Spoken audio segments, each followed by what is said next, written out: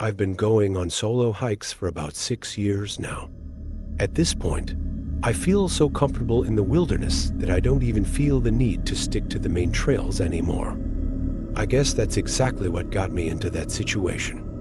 This happened last October in the Monongahela National Forest in West Virginia. I had driven up from Virginia for a long weekend and planned to explore more remote, lesser visited areas. The weather was great, about 10-12 degrees Celsius. Cloudy, but no rain. I had driven up from Virginia for a long weekend and planned to explore more remote, lesser visited areas. The weather was great, about 10-12 degrees Celsius. Cloudy, but no rain. I was really looking forward to spending a truly solitary day out there. After about 4 hours of hiking, I reached a spot I can only describe as a ridge valley. It wasn't a massive canyon, but it was deep enough, probably 30-40 feet, with a rocky floor below and a small stream running through it.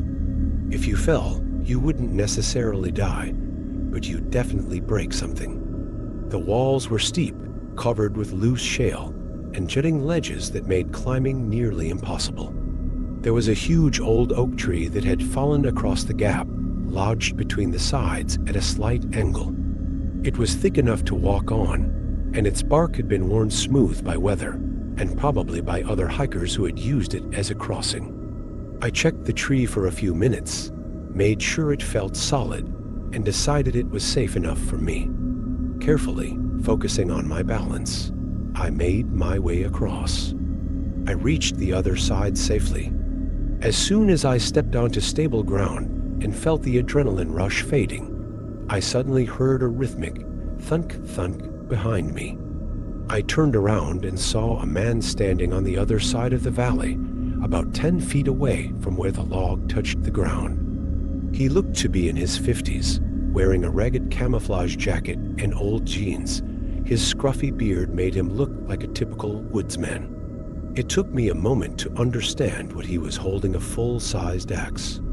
Maybe he really was a woodcutter, but I was startled.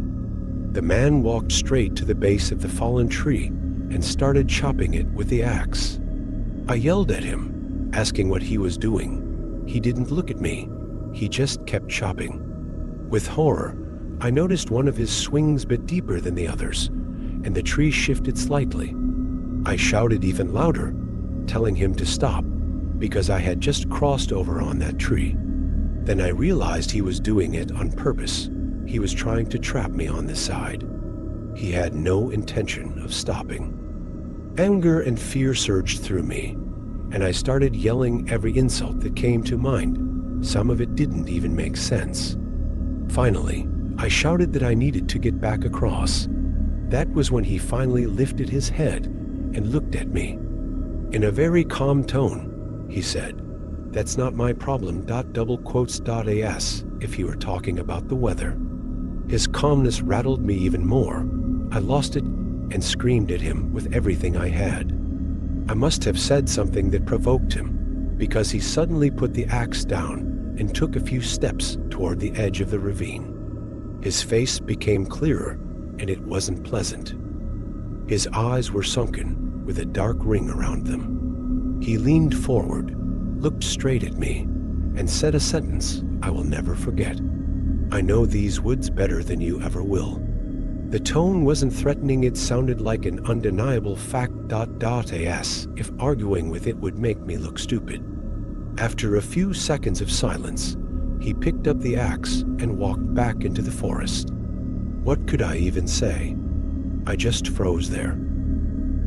The tree was still in place, but it was no longer stable. Its side was cracked and splintered. I wanted to cross back, but I couldn't trust it anymore. I pulled out my phone, no signal. I decided to end my hike right there. I was terrified and furious at the same time.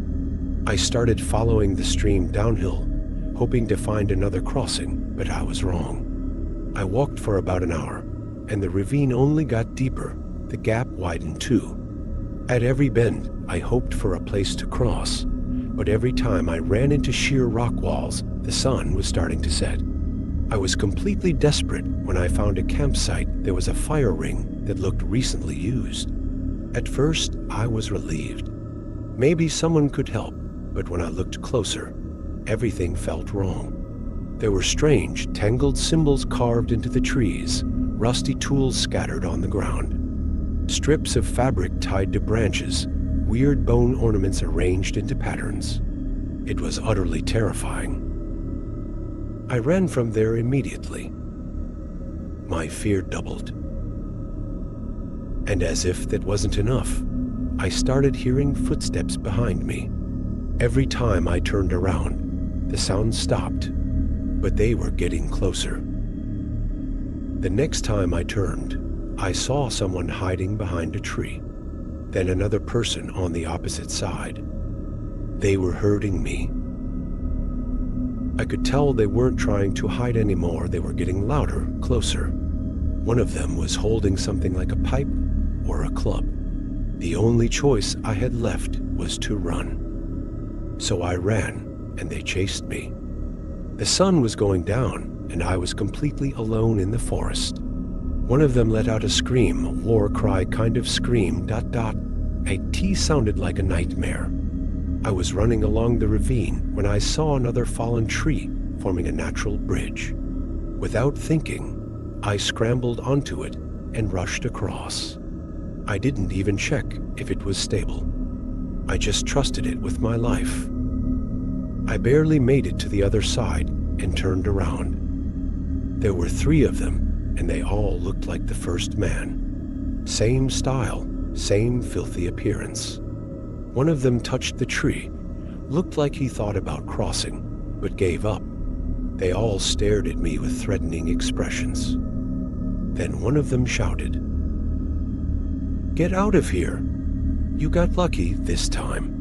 That was more than enough for me. I ran. The forest suddenly went completely silent. The darkness was suffocating. I nearly lost my bearings more than once.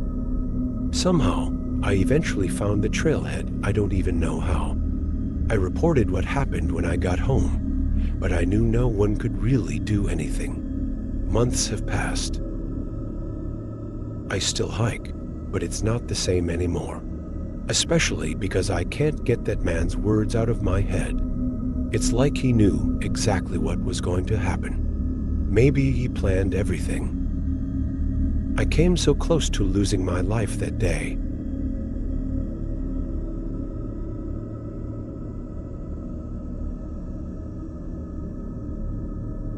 My name is Eric. I've been camping since I was a kid, but I had never taken a solo week-long trip before. Years of work, the city, people, and social media had drained me. I needed to disappear for a while. So one day I made a decision. Low power mode on my phone. No internet, only offline maps. A tent, a flashlight, and 5 days of food. I didn't even think too hard about the location. I figured the Great Smoky Mountains, the most visited national park in the US, had to be safe enough. That was the biggest mistake of my life. I arrived in late September. Not too warm, not too cold. The roads were quiet. When the park ranger stopped me and mentioned that there have been a few complaints about strange noises in the isolated areas lately, I actually smiled. I thought they were just trying to spook tourists. Later, I realized something. They don't tell you everything. Maybe they're not allowed to. Night 1, the strange conversation. I set up my tent near the area marked Fontana Lake Overlook. Tall dead trees, thick brush, and a weird, heavy silence. When night fell, even the crickets stopped. Around 10:50 p.m., I heard the first strange thing, a whispering conversation deep in the forest. It was so far away, I couldn't understand the words, but it sounded like 2 people talking. Then it changed. One voice stopped, and the other kept speaking angrily, like it was scolding someone who wasn't replying. I grabbed my flashlight and stepped outside. Pitch black darkness. So dark, the beam barely touched the nearest tree trunk. The voices stopped instantly. I told myself it was probably hikers walking at night, but the distance was wrong. The sound had come from way too deep in the forest, at least 200 to 300 meters in. I went back inside. I couldn't sleep. That uncomfortable feeling, like I was being watched, started the first night. And it only grew worse. Day 2, the signs that shouldn't exist. After breakfast, I walked toward a rocky slope near my site. That's where I found the footprints. Footprints shaped kind of like human feet, but the toes were extremely long. The heel was narrow. And the worst part, there weren't just 2 prints. It looked like the same foot had moved in multiple directions at once, like something wasn't walking, but dragging itself. Don't picture a normal footprint. This looked like a deformed, stretched, elongated version of a human foot. I immediately considered leaving, but the forest was dead quiet. I didn't hear a single human voice all day, not even birds. Later, I found tracks from animals, deer, a bear maybe, but nothing matched that strange footprint. And the night only got worse. Night 2, something said my name. It was colder that night. The wind kept pulling at the tent walls. Around 1:30 a.m., lying in the dark with my flashlight off, something in the woods said my name. E. Reed. It wasn't a normal human voice. It sounded like someone with a torn throat trying to speak. Hoarse, cracked, broken. I froze. At first, I thought my mind was tricking me. People hear things in the dark all the time. But 5 seconds later, I heard it again. Arieg, you here? This time, it sounded about 50 to 60 meters away, deep in the trees. I slowly unzipped the tent and listened. Wind. Then silence. But I knew what I had heard. It sounded like something trying to imitate a human voice, like an animal learning how to speak. When I woke up, the ground around my tent was disturbed. Fresh saplings snapped, small branches crushed. Something had walked around me during the night, and something had touched the back of my tent. I decided to explore deeper to figure out what was going on. There was an unofficial trail, not on the map, barely used by people. In the middle of the trail was a small red cloth marker, tied to a branch. On it, a hand-drawn symbol. A circle, a line through it, and 2 dangling lines below. I recognized nothing about it. About 30 meters further, I found the remains of an old campsite, a pair of dust-covered trekking boots, a rusted fry pan. And the worst part of all, the tent walls were torn from the inside, like something had happened inside, and whatever was in there had ripped outward trying to escape. My stomach dropped. This wasn't an animal attack. This wasn't thieves. Nobody had taken anything. Something else happened here. This was the worst night of my life.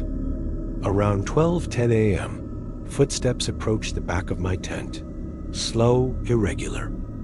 Not like someone walking, more like something testing the ground. No whispers. No voice saying my name. Just the sound of something pacing, circling. Then something tapped the tent fabric, lightly, deliberately. I held my breath. I didn't dare turn on my flashlight. Then a shadow appeared, a hand. But not a human hand. Just the sound of something pacing, circling. Then something tapped the tent fabric, lightly, deliberately. I held my breath. I didn't dare turn on my flashlight. Then a shadow appeared. A hand. But not a human hand. Long fingers, way too long. At least 6 to 7 inches. The silhouette glided across the tent wall, as if trying to feel what was inside. And it moved toward the zipper. Tiny, uneven footsteps. A scraping sound, click. It touched the zipper. Like it was experimenting with it. Like it was learning. Then again, click, click. The moment it tugged on the zipper a third time, I snapped. I grabbed my knife, switched on the flashlight, and slashed open the opposite side of the tent. I didn't think, I just ran. Branches slapped my face. The world was pitch black, and all I could hear was my heartbeat and the wind. And the scream came. A scream that wasn't human. Torn, distorted, wrong. Ah, ah, ear, reek, ah. It was trying to say my name, failing horribly. And the worst part? The scream wasn't coming from above. It was coming from the ground. Like whatever it was ran all fours. I kept running. Branches snapping on both sides, something moving parallel to me. Sometimes ahead, sometimes behind. It wasn't chasing me in a straight line. It was hurting me. After maybe 10 minutes, I tripped on a root and crashed into the dirt. My knee ripped open. My flashlight flew out of my hand. In its faint glow, far away, I saw two glowing eyes. Not like an animal, not like a person. A neon showing. Too bright, too low to the ground. I scrambled up and kept running without my flashlight. I didn't care. Darkness was better than what was behind me. Eventually, I reached a slope where the earth had collapsed a few meters down. I had no choice. I jumped. I hit the ground hard. Everything hurt. My mouth filled with blood. But I was alive. When I got up, I finally saw it. A wide dirt access road. Maybe a ranger road. My only hope. I ran to the middle of it and collapsed. Silence. 5 minutes later, headlights appeared in the distance. A ranger patrol. As they approached, I turned back toward the forest. And I saw it. A thin, unnaturally tall shape. Limbs too long, standing between the trees. Its head was tilted sideways at a disturbing angle, like its neck was broken, and it was staring at me. The moment the headlights hit it, the shape vanished, pulled back in a single impossible motion. The rangers drove me back to town. I told them what happened. All they said was, "Sometimes people get scared and imagine things. Forest sounds can play tricks on you." But their eyes told a different story. They had heard this before. They knew. I never camped alone again. I never slept near forests again. But the worst part? On November 3rd, weeks later, I received a voice message on my phone. A distorted, hoarse whisper. "Eric, I found you."